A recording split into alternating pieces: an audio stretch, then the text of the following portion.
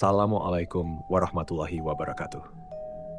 Saya akan mengajak kita semua menyimak sebuah kisah nyata tentang perjalanan seorang pria yang tanpa sadar telah memasuki wilayah yang tak lagi sepenuhnya milik manusia. Sebuah pengalaman sunyi, mencekam, dan penuh tanda tanya dalam gelapnya malam menuju Ranca Buaya. Cerita ini berjudul Pengalaman Mistis Menuju Ranca Buaya. Sebelum cerita dimulai, jangan lupa untuk like, subscribe, dan aktifkan lonceng notifikasi agar kita tidak ketinggalan cerita-cerita horor berikutnya di channel Rocky X. Jika teman-teman memiliki cerita mistis pribadi, kritik, saran, atau ingin request cerita lainnya, silakan tulis di kolom komentar. Sekarang, matikan lampu, pasang headset, dan tenangkan pikiran, karena cerita ini akan segera dimulai.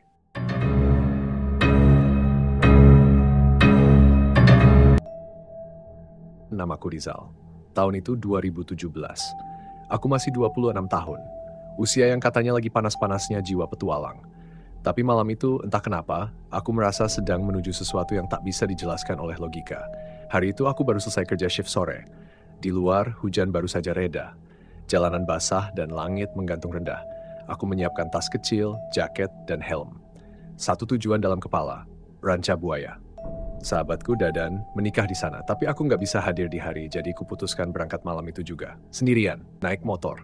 Jalanan masih ramai di kota. Tapi setelah keluar dari Bandung dan masuk jalur Garut Kota, suasana mulai berbeda. Semakin malam, kendaraan berkurang. Lampu-lampu jalan semakin jarang. Udara semakin dingin dan kabut mulai turun perlahan. Perjalanan terus kutempuh, melewati Tarogong, lalu kota Garut yang sudah mulai lengang.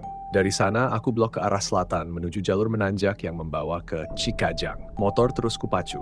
Jalur mulai menanjak tajam. Di sisi jalan, hanya ada kebun-kebun kopi dan hutan yang gelap. Beberapa desa kecil kulewati, tapi semua rumah tertutup rapat. Dan saat aku melewati Cikajang, kabut makin tebal. Udara seolah berubah. Berat, sunyi. Dan disinilah tanjakan Panganten mulai memperlihatkan wajahnya. Orang-orang menyebutnya begitu. Tapi aku nggak pernah tahu pasti asal-usul namanya. Ada yang bilang tempat itu angker, ada juga yang bilang banyak kecelakaan di sana. Tapi malam itu, aku baru benar-benar mengerti. Jalanan semakin curam, tikungan demi tikungan datang tanpa ampun, aspal licin. Di sisi kiri jalan, jurang menganga tanpa penerangan. Di kanan, dinding tanah dan akar pohon tua. Aku mencoba fokus, tapi dadaku mulai sesak, seolah udara membawa sesuatu. Tekanan yang tidak kasat mata. Beberapa menit kemudian, aku melihat dua warung kecil berdiri di tikungan tajam. Lampunya redup, seperti lilin terakhir yang menolak padam. Motorku kuparkir dekat tiang kayu. Warung tampak terbuka, tapi sepi. Hampa, tak ada pengunjung. Hanya suara radio kecil memutar lagu dangdut lawas, samar dari dalam. Seorang ibu keluar. Wajahnya lelah, matanya sayu. Tapi dia menatapku dengan dalam. Seperti... Tanpa banyak bicara, dia masuk lagi ke dalam. Air mulai mendidih. Suaranya terdengar, tapi tak terasa nyata. Seperti gema dari ruangan lain. Aku duduk. Meja kayu tua sedikit goyah. Di sekelilingku, warung itu terasa hidup, tapi tidak terasa manusiawi. Terlalu tenang, terlalu diam. Tiba-tiba sebuah mobil elf putih berhenti tak jauh dari tempatku duduk. Sopirnya turun, kurus, memakai jaket lusuh. Dia mengangguk padaku, lalu duduk di kursi panjang yang menghadap ke jalan. Dia menyalakan rokok. Tarikan panjang, hembusan asapnya seperti mengaburkan batas antara dunia nyata dan entah apa. Mau kemana? Sendirian? Aku mengangguk. Dia tertawa kecil, tapi tidak lucu. Jalur ini bukan buat orang sendirian, apalagi malam-malam. Aku hanya diam. Aku udah lama nyetir trayek sini. Kadang ada yang naik tapi nggak turun. Pernah ada cewek duduk di belakang. Diam aja. Pas kutanya, dia cuma senyum. Pas ku sorot kaca spion, nggak ada siapa-siapa. Aku menelan ludah. Kadang suara itu muncul bukan buat ditanya, tapi buat ngingetin kita lagi di jalan mereka. Jangan ganggu. Dia menghisap rokoknya lagi. Hening menguasai kami berdua. Kalau nanti kamu dengar suara tawa, jangan noleh. Aku tak menjawab. Tanganku mulai dingin. Beberapa menit kemudian dia pergi. Elf putih itu melaju pelan, hilang dalam kabut. Aku kunci helm, duduk di atas motor, tarik napas dalam. Lalu aku lanjutkan perjalanan. Beberapa meter dari warung, tawa itu muncul. Tepat di tengah kiri. Aku refleks menoleh. Tak ada apa-apa. Tapi tawa itu pindah ke kanan, ke arah jurang. Aku gas motor, sekencang-kencangnya jantungku berpacu. Jalan di depan terasa seperti lorong tak berujung. Daun-daun bergoyang meski tak ada angin. Bayangan pohon seperti bergerak, mengikuti tanjakan Panganten telah kulalui. Tapi aku tahu sesuatu telah ikut bersamaku. Jalanan kembali menanjak, udara semakin dingin, kabut pun makin tebal. lampu motorku hanya mampu menembus beberapa meter ke depan. Sisanya gelap, hitam pekat, tanpa bentuk. Aku sudah melewati tanjakan Panganten, tapi perasaan gelisah itu belum juga hilang. Bahkan, terasa makin berat, bahuku tegang, punggung terasa dingin meski jaketku cukup tebal. Ada sesuatu yang ikut. Perkampungan makin jarang, rumah-rumah kecil tersebar acak, dinding dari kayu, jendela tertutup rapat. Beberapa rumah seperti sudah lama tak ditinggali. Tapi entah kenapa, aku merasa sedang diawasi dari balik tirai-tirai kusam itu. Lalu, di tengah gelap dan sunyi, aku melihat sesuatu yang berbeda. Sebuah gardu ronda, sederhana, beratapkan seng, berdinding bambu, setengah terbuka, tapi terang. Ada cahaya kuning hangat dari lampu minyak dan tungku kecil. 4 orang duduk melingkar. Dari jauh, mereka tampak seperti siluet-siluet pejuang dari zaman dulu. Lalu, motorku tersendat dan mati total, seolah ada yang sengaja menarik energinya habis. Aku dorong pelan ke arah pos ronda itu. Saat mendekat, salah satu dari mereka berdiri. Wajahnya ramah, kulitnya legam. Dia mengenakan ikat kepala dan jaket tebal. Ia mengangguk tersenyum tipis. Motorku mati, Kang, padahal tadi lancar. Mereka membantuku, seorang mengecek busi. Yang lain melihat saluran bensin. Aku disuruh duduk, diberi kopi, pahit, panas. Tapi rasanya seperti menyelamatkan nyawa. Kami duduk berempat, mengelilingi api. Salah satu dari mereka bapak tua, berambut putih, suaranya dalam membuka pembicaraan. Tadi kamu lewat tanjakan Panganten, ya? Pandanganku tak berani menatap matanya langsung. Kamu tahu nggak, itu tempat sering diikuti sesuatu. Aku diam saja menyeruput kopi, tapi tubuhku gemetar. Bukan yang biasa-biasa. Kadang cuma bayangan, kadang suara, tapi yang paling berbahaya yang ngajak ngobrol. Ngomongnya pelan, nyuruh nyebutin nama kita. Sekali kamu nyebut, dia jadi kenal. Dan kalau udah kenal, bisa-bisa kamu nggak bisa pulang. Aku menunduk, sunyi, bahkan suara jangkrik pun tak terdengar. Yang terdengar hanya suara api di tungku dan detak jantungku sendiri.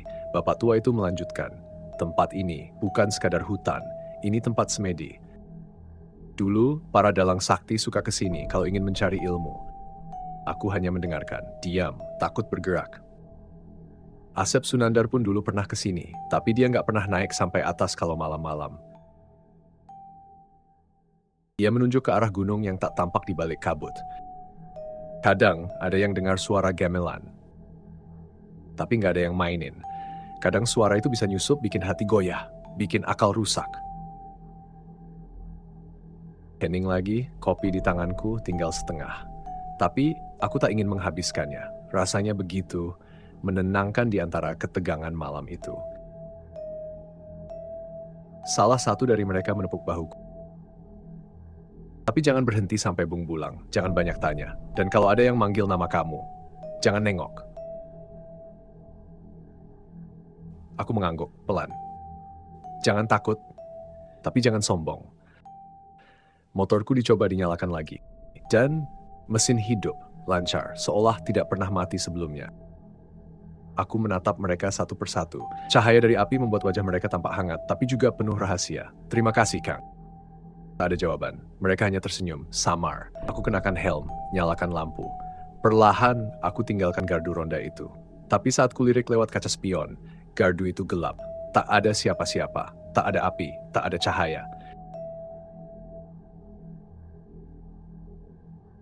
Aku tinggalkan gardu ronda yang tiba-tiba gelap. Angin berembus dari arah gunung, membawa suara-suara samar, entah suara dedaunan atau sesuatu yang mengikuti.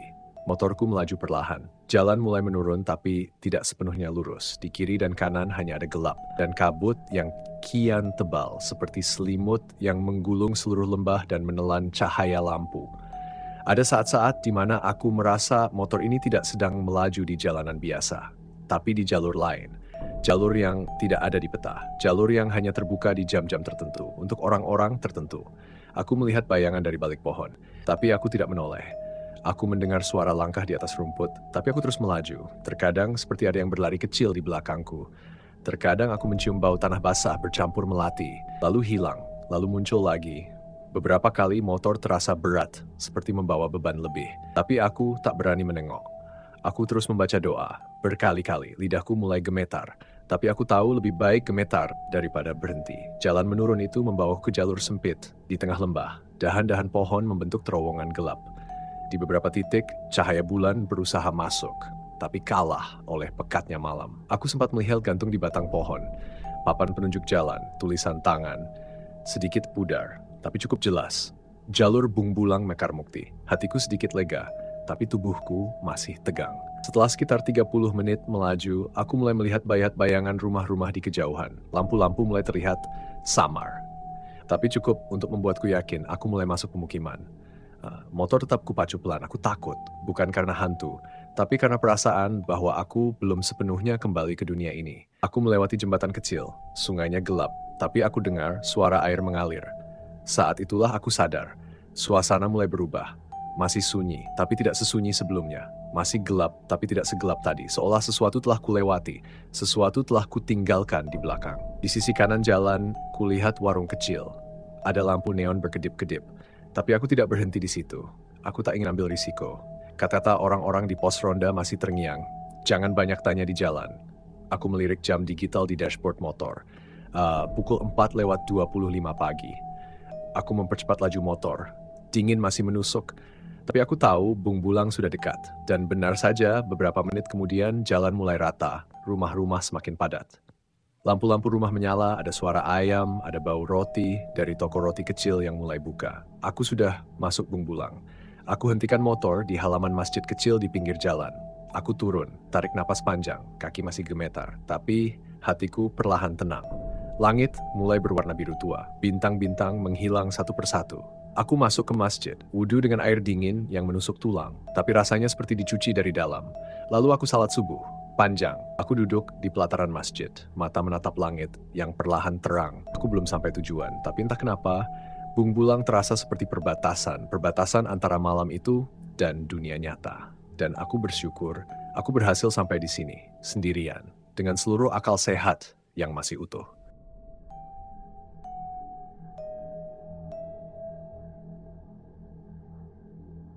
Usai salat subuh di Masjid Bung Bulang, aku duduk lama. Tubuhku sudah tak selah tadi, tapi pikiranku masih penuh. Suara tawa, langkah-langkah yang tak kasat mata, sosok di jalan, semuanya berputar ulang di benakku, seperti film yang menolak berhenti. Pukul 5:15 pagi, aku kembali naik motor. Udara mulai menghangat, tapi jalan masih sunyi. Kabut belum sepenuhnya pergi, masih menggantung di antara pohon dan lembah. Aku melaju pelan, menyusuri jalan sempit menuju Mekar Mukti. Di kanan kiri, hanya suara ayam, gemerisik daun, dan sekali gonggongan anjing dari jauh. Entah kenapa, aku masih merasa diperhatikan. Beberapa kali aku ingin menoleh ke belakang, tapi kata-kata dari pos ronda itu terus terngiang. Jangan tengok ke belakang, jangan jawab kalau ada yang memanggil.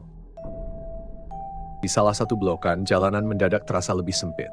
Kabut kembali tebal. Padahal, matahari sudah mulai naik. Motorku sedikit oleng karena jalanan licin. Tapi aku tetap tenang, menjaga laju, terus berdoa dalam hati. Sekitar pukul 6:30 pagi, aku memasuki kampung Mekar Mukti. Di depan masjid kecil di tepi jalan, aku melihat warung tua. Papan kayu di depannya bertuliskan Warung Bu Wida. Aku memutuskan berhenti. Suasana mulai terasa lebih bersahabat. Seorang ibu parubaya keluar dari balik pintu. Ngopi, nak? Aku mengangguk. Duduk di bangku kayu panjang sambil melepas helm. Ibu itu menyuguhkan secangkir kopi hitam dan sepotong roti bakar. Dari mana? Dari Bandung, Bu. Mau ke Ranca Buaya tadi malam. Lewat tanjakan Panganten. Ibu itu menoleh cepat, matanya sedikit melebar. Ia menghela napas, lalu menggeleng pelan. Aduh, kamu nekat sekali, nak. Jalur itu bukan untuk malam hari. Banyak yang kembali, tapi tidak lagi jadi dirinya yang sama. Aku terdiam, menatap uap dari gelas kopi yang perlahan naik. Hangatnya terasa aneh, seperti pelukan dari dunia yang belum tentu sepenuhnya nyata. Aku menghabiskan kopi, lalu berpamitan. Sebelum pergi, Bu Wida berpesan, kalau nanti pulang, jangan lewat jalur yang sama. Kecuali siang hari ramai orang dan hatimu bersih. Aku mengangguk, tapi di dalam hati aku tahu, aku akan tetap lewat jalur yang sama. Pukul 7:30. Akhirnya aku tiba di Ranca Buaya. Rumah Dadan berada di atas bukit, tak jauh dari laut. Matahari sudah bersinar cerah, dan suara debur ombak terdengar menenangkan. Saat aku menceritakan semuanya, Dadan hanya tertawa. Tanjakan itu dan Gunung Wayang angker sekali. Tapi kami sudah terbiasa. Yang penting, jangan sombong. Aku menginap 3 hari di sana. Dan saat waktunya pulang, aku kembali lewat jalur yang sama. Tapi kali ini, siang hari. Jalanan yang semalam penuh teror, kini tampak biasa saja. Pohon-pohon berdiri anggun, warung-warung terlihat hangat, jurang di sisi kiri tampak jelas, tapi tak lagi mengintimidasi. Namun, saat melewati satu titik, tempat di mana dulu aku mendengar tawa itu, aku tetap menatap lurus, tidak berani melirik ke arah jurang, tidak berani bicara, tidak berani bertanya dalam hati. Karena aku tahu, siang bukan berarti aman. Mereka hanya sedang diam, menunggu waktu yang tepat untuk kembali muncul. Dan aku tahu, malam itu saat aku pertama kali melewati jalur ini, aku telah menyentuh batas dunia yang tak seharusnya. Dan sejak itu, aku tak pernah lagi memandang jalanan malam dengan cara yang sama.